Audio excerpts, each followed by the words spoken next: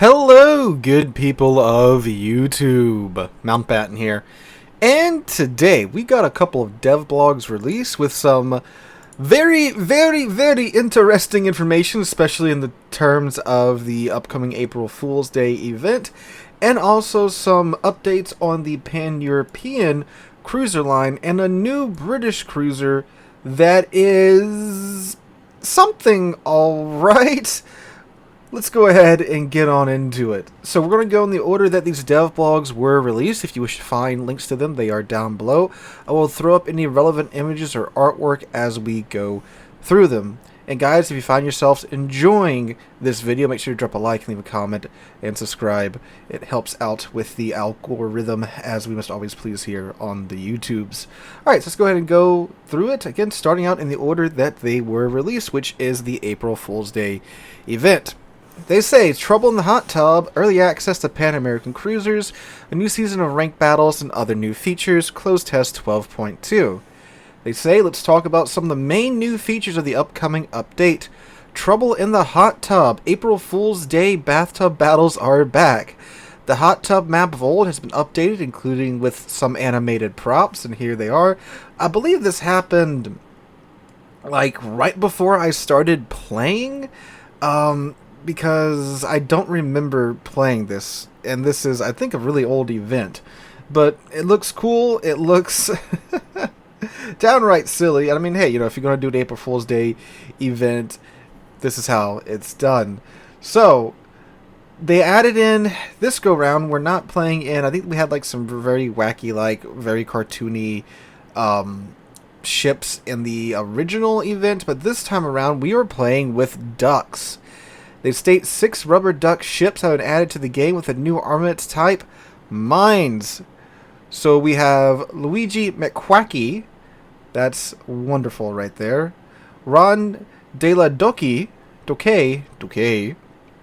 We have Quackducko. Laying mines is mechanically similar to dropping depth charges. Mines do not sink and do not move, and explode after a certain amount of time has elapsed, or after coming into contact with an enemy ship.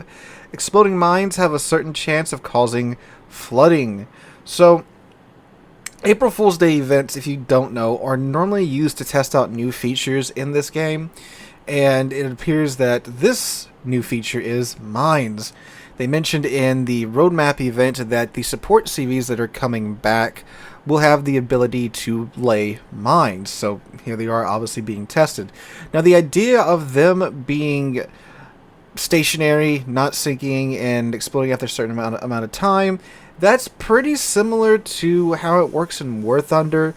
I believe in War Thunder they had at first a 5-minute timer before they would disappear, and then they upped that to a 15-minute timer before they would disappear.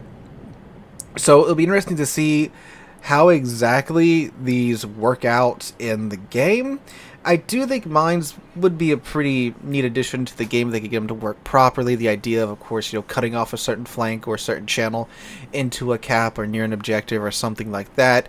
There's obviously great tactical use there, but of course, with like the CVs getting them, I wouldn't want them to just be able to, you know, like completely drop it on a ship right away, maybe have an arming period of a few seconds or something like that, because then they're essentially bombs at that point, bombs that float at that point.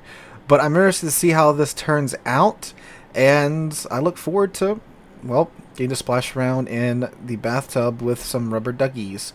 Alright, they also note the battles will be held in a 9v9 format according to the rules of the domination mode.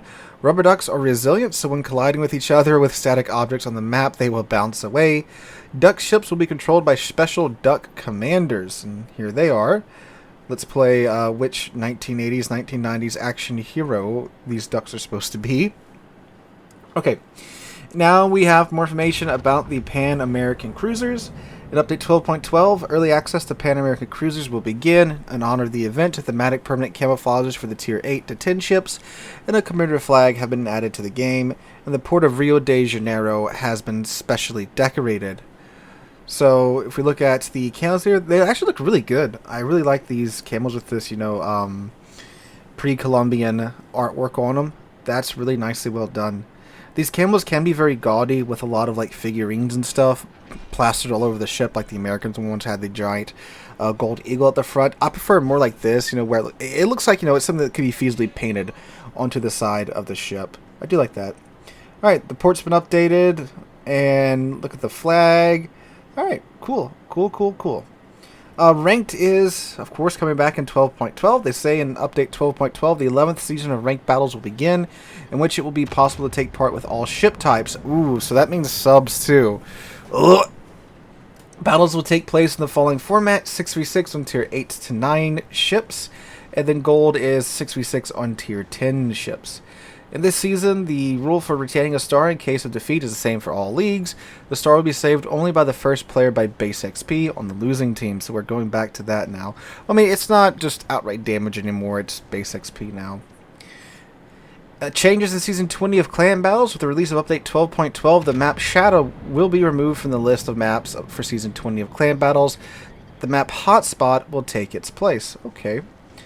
And I think that's all we really need to hear. There's a bunch of other random stuff. They are also adding in emblems for submarines as well. So like the emblems you can get for battleships and destroyers, cruisers, carriers, and such. Submarines are getting their own emblems as well. So that's the major things from this DevBlog. There are a couple other things if you want to check that out in the link down below. But let's get on to the new ships now. And this DevBlog was released, I think, about an hour or so ago, at the point of me recording this. They say new ships closed testing 12.12. A branch of European destroyers has been added to the game for testing, as well as a European cruiser Ellis, the British cruiser Nottingham, and the American submarine Gato. I think it's Gato? I think Gato. We shall find out, because you will shout at me if I said it wrong. At the upcoming closed testing session, a branch of European destroyers will be added to the game. The ships have a solid stock of HP and are armed with fast reloading main battery guns with a good firing range. From tier 8, the guns have flat ballistics. Their torpedoes have high speed but low damage and range. The new destroyers have medium speed and high visibility. The available consumables are a smoke generator and engine boost, and starting from tier 8, ships can use a special surveillance radar with a fast reload time but a very short action time. So again, these DDs, they sound like run and gun DDs, because again, flat ballistics on the higher tier ships, good firing range, but then they go and give them smoke, which is very weird. And it's not like exhaust smoke either, it's just smoke. So, yeah, maybe, you can sprint into a good position, pop your smoke, get some damage farming going on, and then you'll pop your radar if you have any feeling that there's another DD around it. And of course, the smoke and radar combo is a very powerful combo for any ship to have, let alone destroyers to have. So there is that, but I don't know, it seems like they have a bit of an identity crisis. So we have the line fully displayed now in their full models. Before we saw them in like their super early modeling state. So we have the tier 5, which is, God, I'm going to murder these names. These, Movenet, okay.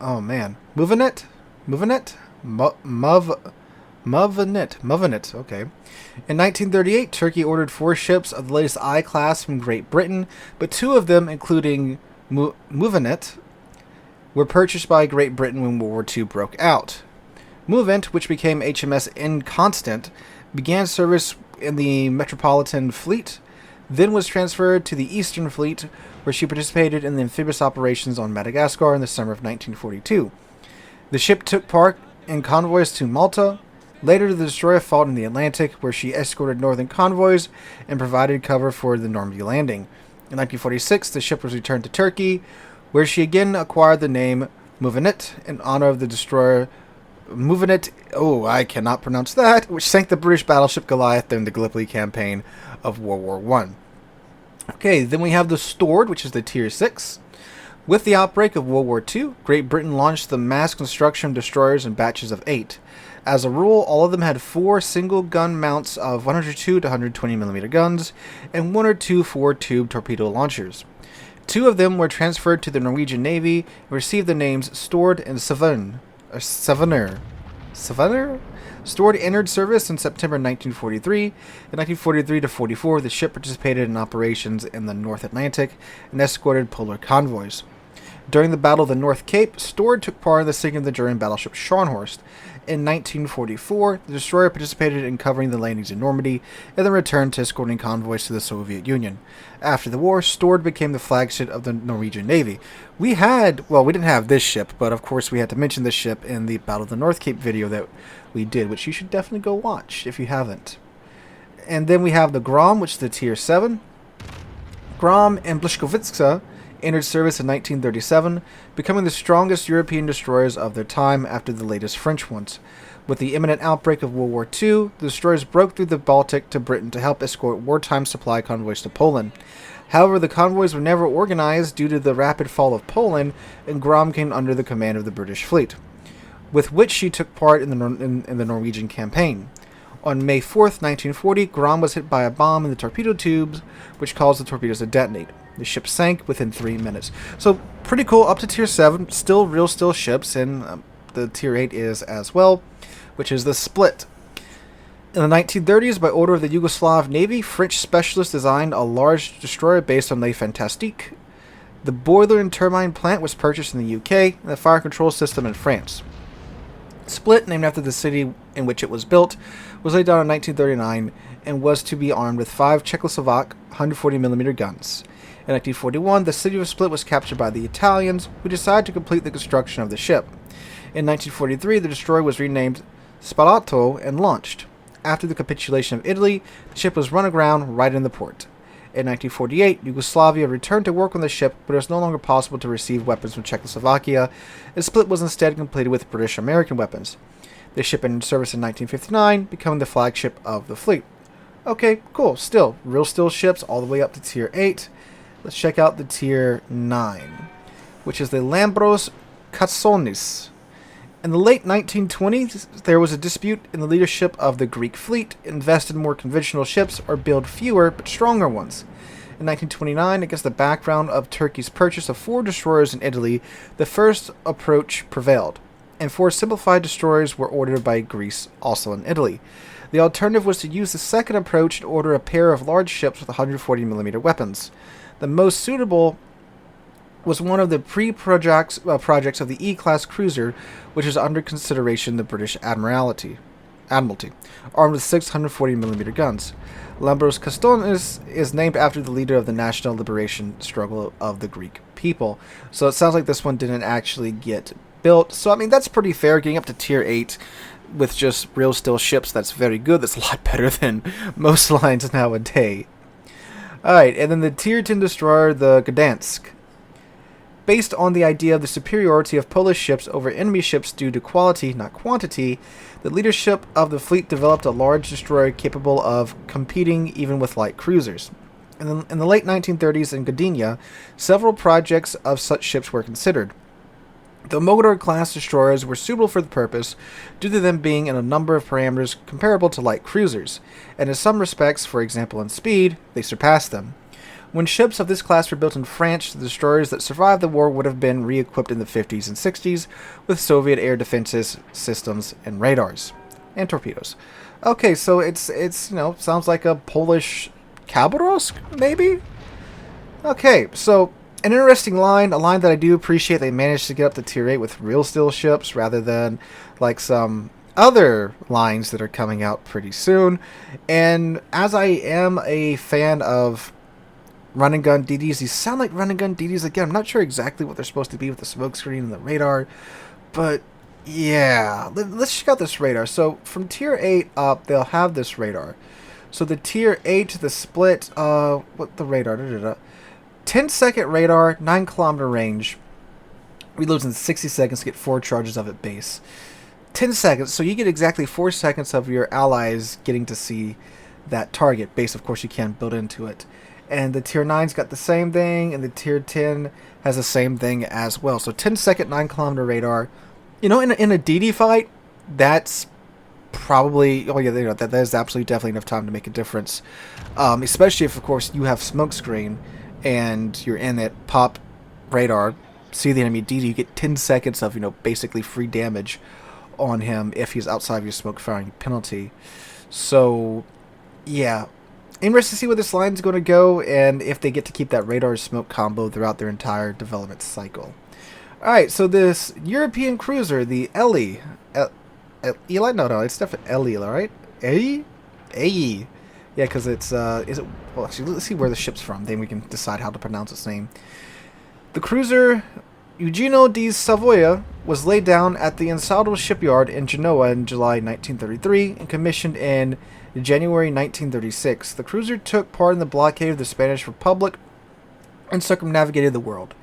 During the Second World War, the ship took an active part in military operations in the Mediterranean, as the battle near Calabria and the attacks on the Maltese convoys. At the end of 1942, the cruiser was damaged by an American aircraft. After the surrender of Italy, it was used as a training ship. In 1950, Eugenio di Savoia was transferred to Greece, where, under the name of Ellie, I think it's probably Ellie now that it's Greece, she became the flagship of the fleet and the headquarters of the commander of the Navy. In 1952-58, the cruiser was used for the official visits of the King of Greece. The cruiser is armed with 8 152mm guns with good range and flat ballistics, and torpedoes with high speed but low damage and range. The ship has weak armor but high speed. The consumables are represented by the hydroacoustic search and DFAA in different slots. Well, I'll say hydroacoustic smoke generator. That'd be an interesting smoke generator. Okay, so another Greek ship, a cruiser this time, making it into the game. That's pretty neat. And now we have the WTF ship of this DevBlog, the Nottingham. What? This thing looks kind of nutty. I wonder if this is the first time that it's been released. I think it's the first time we've seen images of it. But this thing looks absolutely nutso. If it was released beforehand, I don't remember covering it. But again, it sounds kind of familiar. Might just be the name. So let's look at it. After the signing of the Washington Naval Treaty, Great Britain, in need of cruisers, immediately began designing ships of this type. One of the enthusiasts for the development of a new ship type of cruiser was Sir George Thurston, the chief designer of Vickers, who at one time developed such ships at the Congo and Erin.